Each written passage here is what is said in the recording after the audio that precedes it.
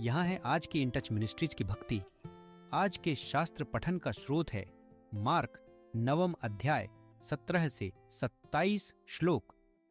भीड़ में से एक व्यक्ति ने उनसे कहा, गुरुवर, मैं अपने पुत्र को आपके पास लाया था।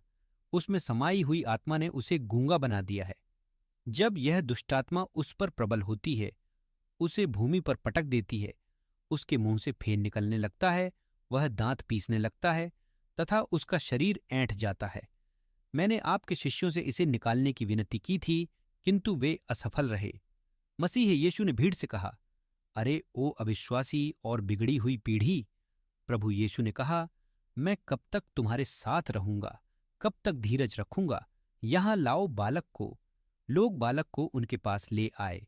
मसीह यीशु पर दृष्टि पड़ते ही दुष्टात्मा ने बालक में ऐंठन उत्पन्न कर दी।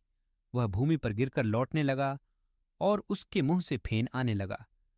मसीह यीशु ने बालक के पिता से पूछा, यह सब कब से हो रहा है? बचपन से, उसने उत्तर दिया। इस दुष्टात्मा ने उसे हमेशा जल और आग दोनों ही में फेंककर नाश करने की कोशिश की है। यदि आपके लिए कुछ संभव है, हम पर दया कर हमारी सहायता कीजिए। यदि आपके लिए, मसीह यीशु ने कहा, सब कुछ संभव है उसके लिए जो विश्वास करता है। ऊंचे शब्द में बालक के पिता ने कहा, मैं विश्वास करता हूं, मेरे अविश्वास को दूर करने में मेरी सहायता कीजिए।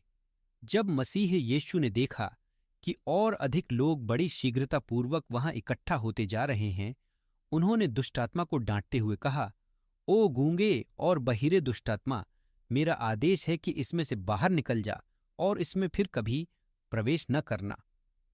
उस बालक को और भी अधिक भयावह ऐंठन में डालकर चिल्लाते हुए वह दुष्टात्मा उसमें से निकल गया। वह बालक ऐसा हो गया मानो उसके प्राण ही निकल गए हों। कुछ तो यहां तक कहने लगे, इसकी मृत्यु हो गई है।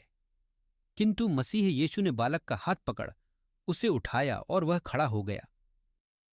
आज के पाठ में एक आदमी अपने भूतग्रस्त पुत्र को प्रभु के पास ले आता है। बचपन से लड़के को पीड़ा सहते हुए देखने के बाद यह पिता पहले जीसस के अनुपस्थित होने पर समीप आता है, लेकिन शिष्यों से सहायता प्राप्त करने में असमर्थ रहता है। जब वह अंत में जीसस तक पहुंचता है तो पिता को अपने विश्वास में हिचकिचाहट महसूस होती है। अगर आप कुछ कर सकते हैं, वह कहता है, हम पर दया करें और हमारी मदद करें। जीसस आदमी के संदेह को महसूस करते हैं, उत्तर देते हैं, अगर आप कर सकते हैं, विश्वास करने वाले के लिए सब कुछ संभव है। संकोच के बिना पिता अपने शब्दों और कार्यों के बीच के अंतर को समझता है और वह चिल्लाता है, मैं विश्वास करता हूं, मेरे अविश्वास की मदद करो। हमें क्या सोचना चाहिए? क्या इस आदमी का विश्वास है या नहीं?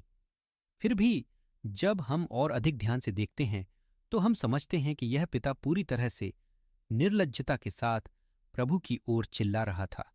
उसे पता था कि जीसस के सामने अपने विश्वास को फूलाने की कोई बात नहीं है।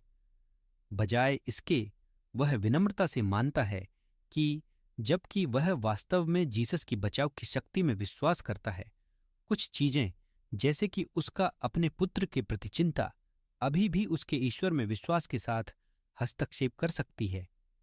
प्रभु सभी चीजों पर प्रभुत्व रखते हैं। हम अपने विश्वास के बारे में उसके साथ ईमानदार हो सकते हैं। हमारे उसमें विश्वास के साथ साथ उसकी शक्ति कम या ज्यादा नहीं होती है।